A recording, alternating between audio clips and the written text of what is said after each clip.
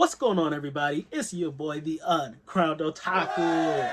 And my apologies for that's my pillow over there. I just ain't feel like moving it.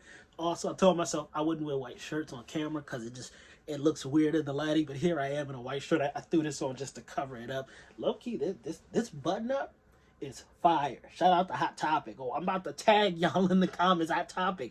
You get at your boy with the sponsorships. You feel me? You got some good products. But that's not what we're here to talk about. We're here to talk about the latest chapter of Hajime no Ippo. This ain't gonna be a long video because not a lot happened yet, but it's setting us up for greatness. And that's what I want us to be a part of through this whole journey. Even when there's slow chapters, this fight, I feel like this fight's probably gonna go 10, 15 chapters long. Deservingly so, because I think it's going to be filled with juice, with backstory, and then with a tantalizing finish. That's what I'm hoping, at least.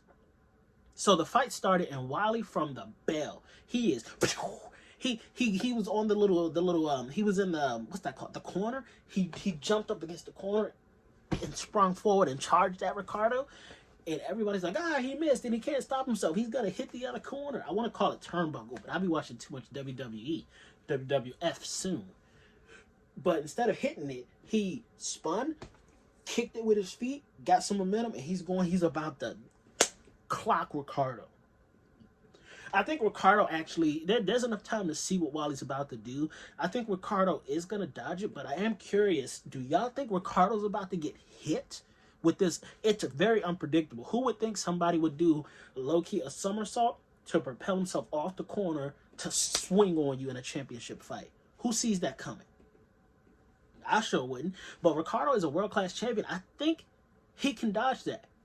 They prefaced it by saying in round one, Ricardo's not aggressive. He's pure defensive. He always just observes, analyzes his opponent, and then starts the counterattack in round two. So Wally and his coach are going guns blazing round one.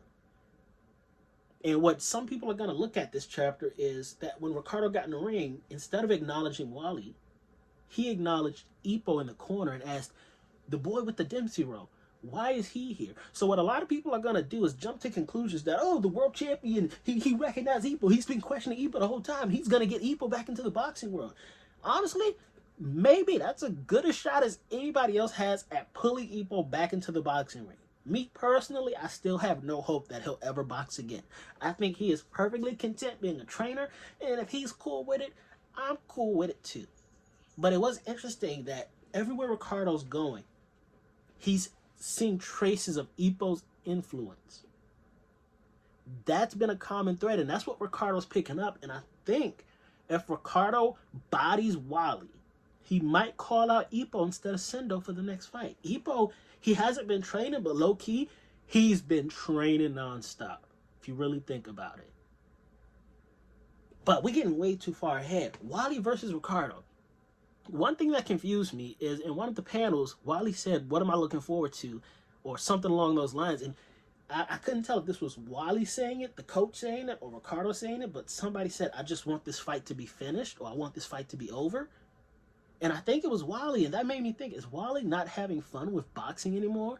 Because that totally just is a 180 from everything he's been showing to Ippo and stuff. He was talking about how fun boxing is, how he wants to bring the championship belt to Miguel. Wait, was his coach's name Miguel? I think it was. I'm pretty sure it was. I could be wrong. If I'm wrong, forgive me. I'm sorry, my bad, but I think it is. But it sure did feel like Wally wants to win this championship belt and leave boxing. And I don't know why he would want to do that. Maybe because he's seen the world now. It's so much more stuff he wants to explore and not just box. But also in previous chapters, he mentioned how much fun he thinks boxing still is. So that part confused me a little bit. But this fight looking like it's going to be fire. And then we see Vogue. He was talking about how when they were training, Wally was so unpredictable. He would hit these dudes. He would hit his sparring partners with a surprise punch, with a sucker punch, if you will. No, it's a surprise punch. And he would open up cuts above their eye. And that's why the world rankers they were using as sparring partners couldn't continue anymore. Could Wally catch Ricardo lacking, make this dude bleed his own blood into his eye, and then, pow, catch him lacking again? That's 2 times. That's 2 times he could catch him lacking. I'm curious. What do y'all think? How'd you like the chapter? Comment down below. Don't forget to like, share, subscribe, do all that social media jazz. I'm Uncrowned Otaku everywhere. TikTok, Instagram, Twitter, Twitch. Y'all know what it is. Uncrowned Kingdom.